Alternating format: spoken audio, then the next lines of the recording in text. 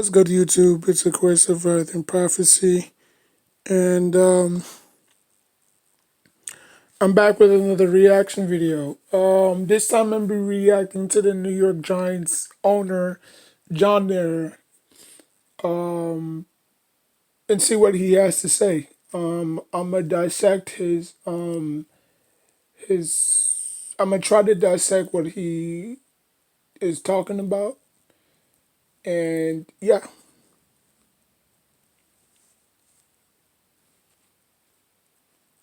I'm not going to list all of them. You connect those mistakes with your 6-10 record this from the previous 2 years, and why do you not consider those an indictment of the job? Well, you use the word indictment. We made some miscalculations in 2018, and I think we to a certain extent paid for that this year by not having some of those players available. There was no question about it. I thought in 19 things got a little bit better, and certainly this past offseason I thought the personnel to prove that we were on the right. There was no question about it. I thought in 2019. 2019, we got slightly better. No, John. 2019, y'all got slightly worse. Y'all went 3-13. Stop lying. Things got a little bit better, and certainly this past offseason, I thought the personnel decisions that we made, both in the draft and in free agency, were significantly better. See, when you have owners like John, your franchise will never go anywhere. And I didn't see any reason to break that up. Thanks. Jordan Rana, ESPN. Hey, John, Happy New Year. How much did you even contemplate making a change at general manager? I really didn't contemplate that. Listen, when you go through a season, any season, your feelings change from week to week depending on how you're doing. I certainly didn't feel very good midway through the season. We were sitting there at 1-7. I kept thinking that, I'm seeing a team that's practicing hard. I'm seeing a good attitude out there. Nobody's quitting, but where are the results? Where are the results? Then we started to win a little bit in the second half of the season, and things started to look a little bit better. And I just like the feeling that we have in the locker room. I went to more team meetings than I ever have in the past, and players were so attentive and so tuned into the message that was coming from the head coach. It just seemed like we were on the right track. Now we just have to win some games to prove that we were on the right track. We did a little bit better in the second half of the season. Then Daniel gets hurt, and I think that certainly hurt us a little bit. But I think the fact that we did go 5-3 in the second half of the season gave me some reason for some optimism about what we have in the locker room. Obviously, we need to do better going forward. And how much did you factor in? I mean, you obviously probably would have felt differently. I would assume if you were in another division, I think every other division winner won 11 games. Obviously, you were in the division race till the final week. How much did that kind of factor into your overall feeling for the team? It really didn't. I mean, we were 6-10. We didn't deserve to be in the playoffs at 6-10. We would have taken it, but we didn't deserve. Okay, I agree with him there. He's being honest. He wasn't like, we was 6-10, and we could have probably made a run or something like that. Because you'll get different answers from different owners. You know what I'm saying? Some owners would be upfront with you and honest, and others might just, flat out say some ridiculous shit. So I agree with him there. Why John Locke? I agree with John there.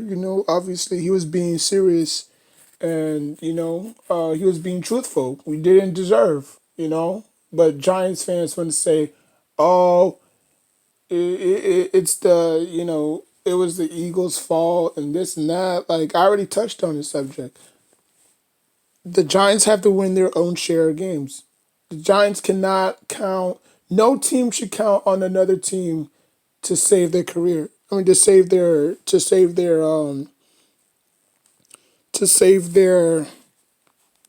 behinds. You know what I'm saying? You have 16 games. We have 16 games. Or now it's going to be 17. Excuse me. Next year, this year is going to be 17 games. So we have 17 games. Y'all have 17 games. We have to face y'all twice, and then on top of that, we have to face other teams that's not in our division. Whose fault is that? If the Giants would have won the games that they should have won, they wouldn't be in this predicament. They wouldn't have to rely on the Redskins. I mean, they did. They wouldn't have to rely on the on the Redskins to actually win that game. You know what I'm saying? So I mean, we just can't. So I agree with them For the there. team. It really didn't. I mean, we were 6-10. We didn't deserve to be in the playoffs at 6-10. We would have taken it, but we didn't deserve to be there. So I think the fact that we started to win some games in the second half of the season, and some of the younger guys and that we brought in here were starting to play and show some talent. I think it was really the overall feeling that we're making progress, as opposed to whether we were playing meaningful games or not. We were playing meaningful games because our division is what it is. But I think it was more of a factor of our younger players and some of our new players that we brought in here were showing why we either took them in free agency or picked them in the draft. I think our talent level finally started to show itself a little bit. Now we're far from a finished product. There are a lot more pieces that we need here, but I think we're in much better shape now than we were a year ago. Ralph Acciano, SNY. Hey, John, just to keep on the topic of Dave, a year ago, when you said his batting average had to improve, it was viewed as, if it didn't, you would consider a change. I know you just said that you want to see another significant step forward. Is Dave's status still essentially year to year, or have you seen enough now where you're thinking more long term with him? Well, Ralph, everything in this business is year to year. I mean, you can't. I'm not going to speculate on that. I think his batting average certainly improved this year. Our personnel decisions, I thought, were very sound this year and give us some reason for optimism going forward. And I'm not going to get into contractual situations with either staff people or players at this point. I'll say this. No, Daniel Jones will never live up to Eli Manning expectations. Like when you see Daniel Jones, he just gives you that vibe like, okay, he's not here. Obviously, he's not here to take, or he's not here to replace Eli. We're not saying that. What we're saying is we want another quarterback. We don't want another mobile quarterback. Okay, because obviously that's what the league is. That's what the league is turning into. If you look at the quarterbacks that have a whole bunch of old heads, like the Saints, the Steelers. You know what I'm saying? Like they have standard quarterbacks. They have pocket passers. Okay, and that's what you need. That's what you need in the National Football League. I'm not saying that you can't have a mobile quarterback, but the chances of him getting hurt is up there. You know, like all it takes is just one wrong move. I mean, look at RG3's career. RG3, he was a promising rookie. Coming out of Baylor. What happened? One wrong hit in his life, his NFL career wasn't the same anymore.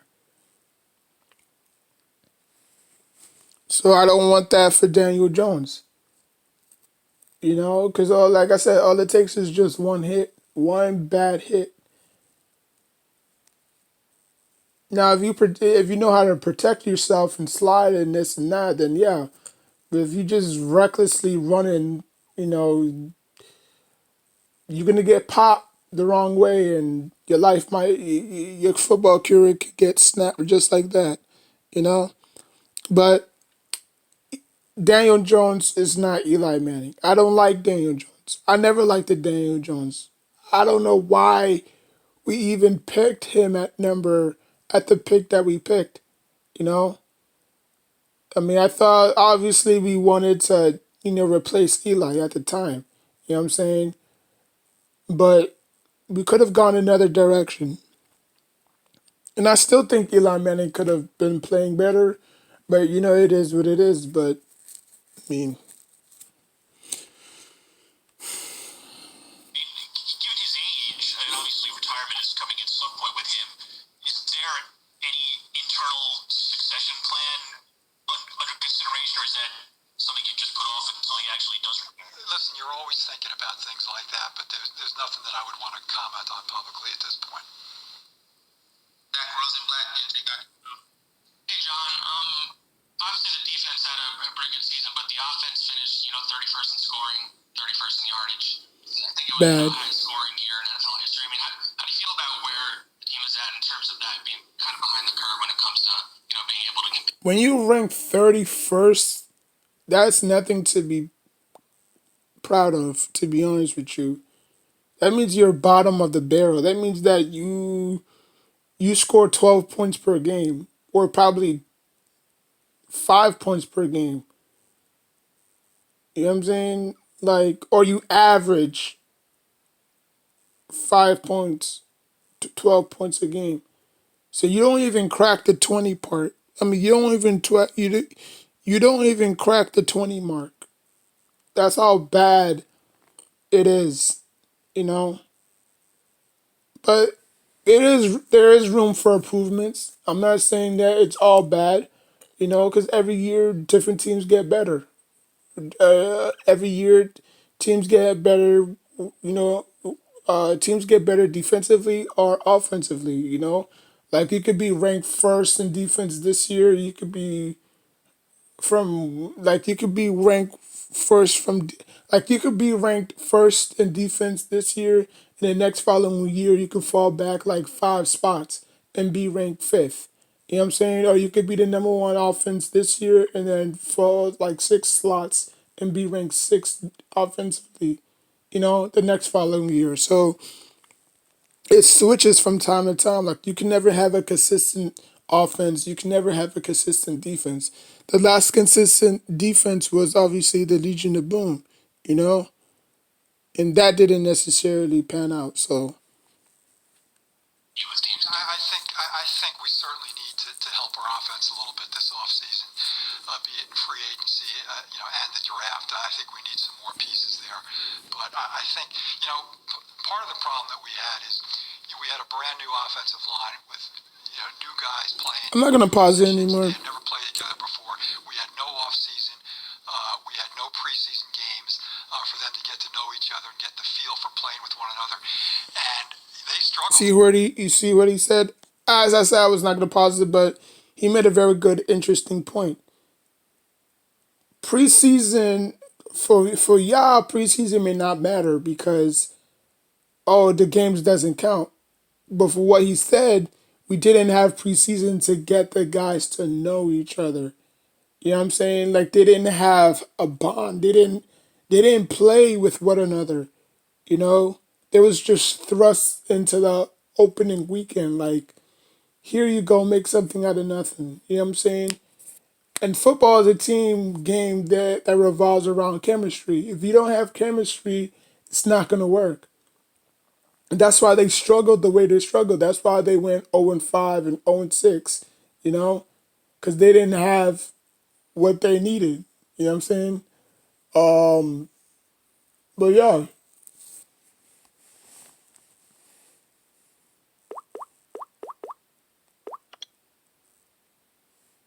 For them to get to know each other and get the feel for playing with one another.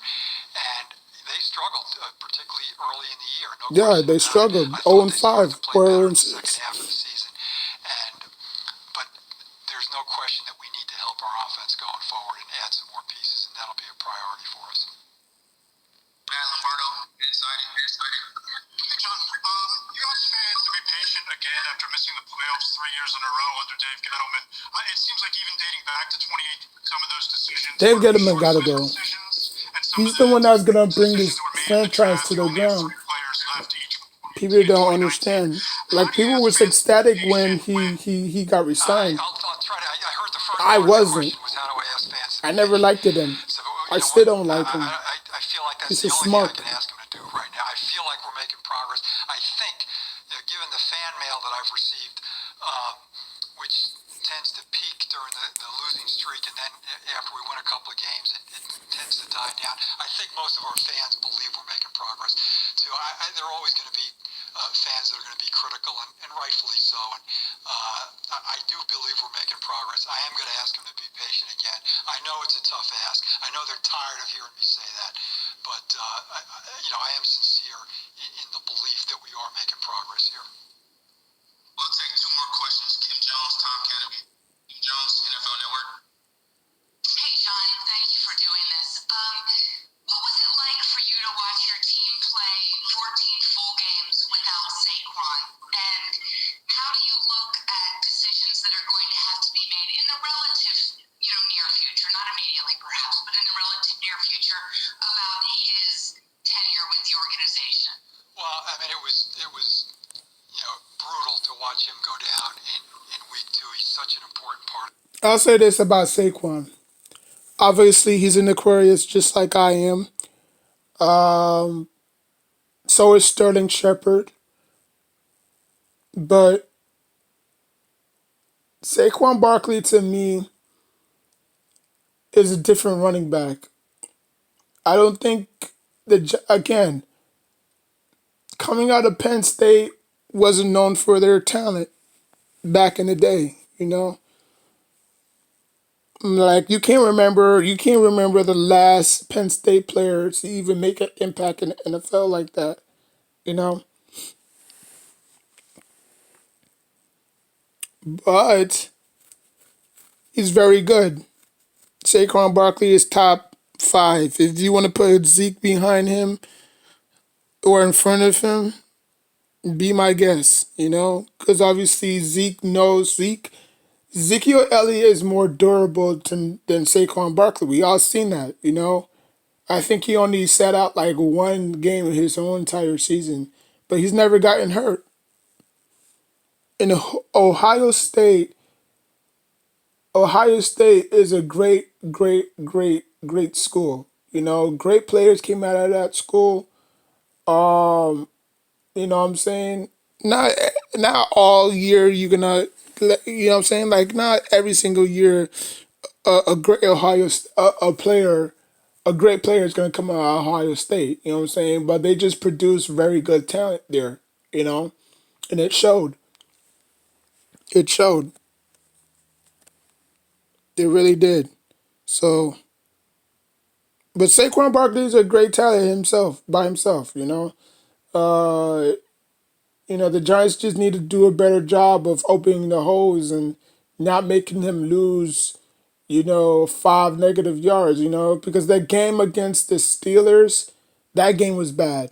Like, the Steelers actually shut him down defensively because they knew how to play to his game. They knew how to play to his strengths. The way a defense sees you run, they're gonna automatically pick it up. Like, okay, boom, he bounces to the outside. There's nothing there. He bounces to the outside. We can have like two other, outside linebackers there to stack the box. That's all you gotta do. It's just stack the box. Because just like a basketball player, a basketball player can create a shot just like a running back. If a running back sees a hole that's not that's plugged, he's gonna take it to the outside. Which most running backs run that way too. I'm not saying that Saquon Barkley runs like that all the time, because I've seen highlights of him go through the middle. You know what I'm saying? But that's when the line was open. You know what I'm saying? Like he doesn't like that's not his game. If you go back and look at Saquon Barkley's highlights, you'll see him.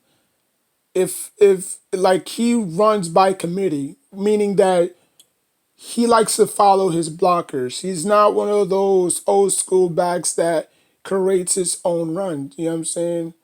But it is what it is. But he's still a top 5 player. About his tenure with the organization. Well, I mean, it was But you know brutal to what? watch him go down in week 2. He's such an important part of this. I just believe that the Giants are Only going to for trade what he does Barkley. on the I field, really but the do. leadership and all the intangibles he Because brings to us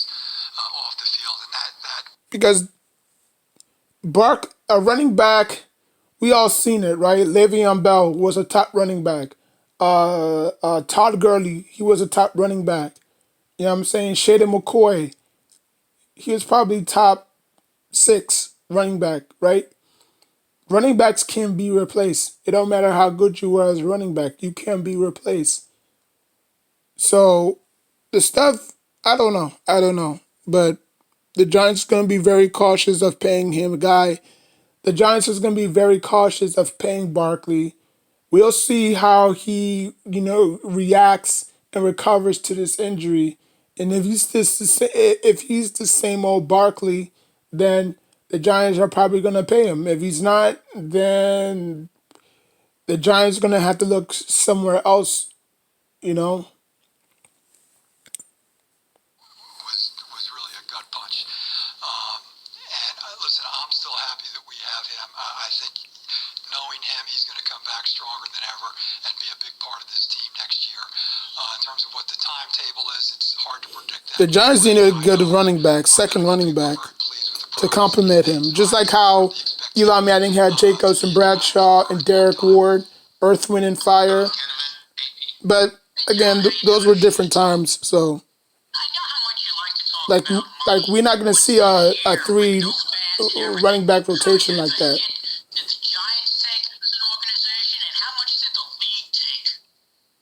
Well, I mean, it was a huge financial hit for us this year, no question about it. I mean, it suffer some pretty significant financial losses, but that's not going to affect our ability to be active in free agency or to do what we have to do to improve the team. And hopefully, this is a one-year thing.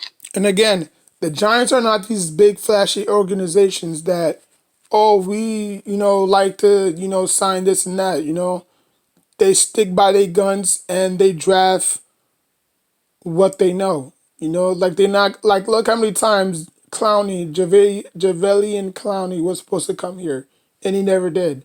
Why? We was lacking pass rusher. We needed a pass rush, but at the time we were playing a 3-4 scheme, not a 4-3.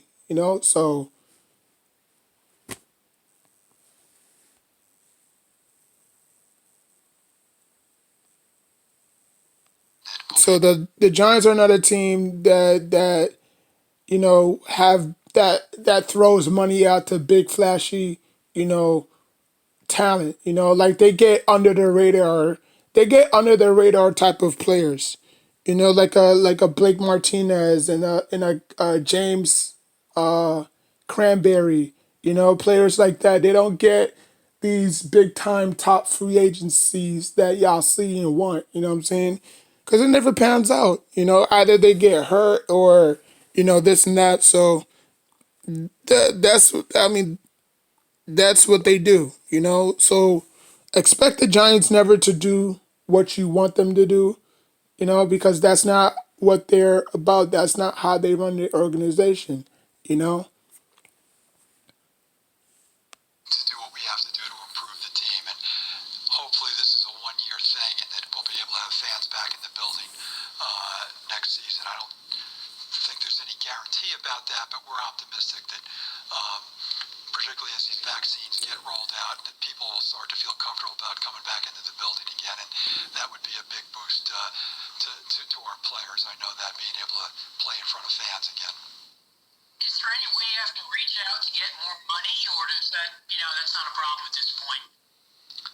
We'll be okay. We're not ready to put a padlock on the door just yet, Tom. I think we'll survive just fine. It's been a tough year from that point of view. But listen, there are people all over this country that are suffering, and so I'm not out here complaining and everything. We'll be fine. I'm not saying John is a bad owner, but he's starting out to be one. Get your maximum refund guaranteed. Get every credit and deduction you deserve, or get your money back. File with a tax pro. I mean, I think Steve Tisch has more of an open-minded than Josh does. Because obviously the Giants share a that's it. All right, so the Giants share a co-ownership, so it's Tisch and John Mara.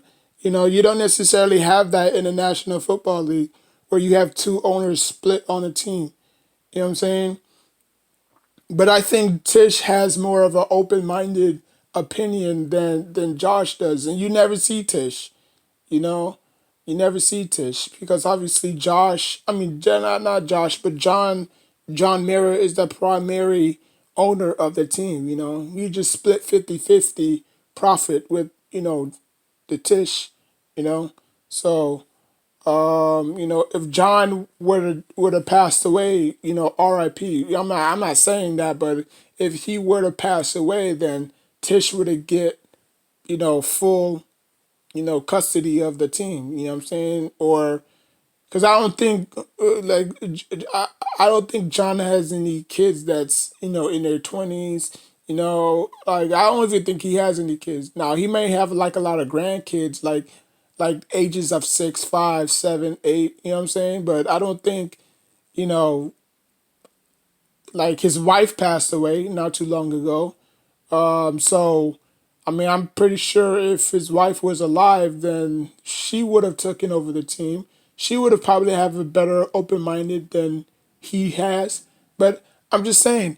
But yeah, man. I just think that I just think that the Giants. I just think that the Giants. I just think that the Giants have a lot to do over the summer. The draft is coming up in a couple of months. I mean the combine as well. So I don't know. I don't know, but I do have them going 9-7 next year. I had them going 9-7 the next following year, but obviously, you know that didn't happen. So now that they finished second in the division, they're gonna be facing teams that finished second in their division. Because the way they do their schedule is wherever you finish in the draft or wherever you finish in your rankings in your division, that's who you face. So if you finish fourth, you can be facing teams that finish fourth, that finish last in the division. If you finish third, you're gonna be facing a mixture of teams that finish third, fourth in it. You know what I'm saying? So I just think you know the Giants might have a better outcoming than last year, but we'll see. Like, comment, subscribe. I will put the video in the description box down below. If you agree with me, hit that thumbs up button and sub up. You know what I'm saying? Thank you, and take care of yourself and each other.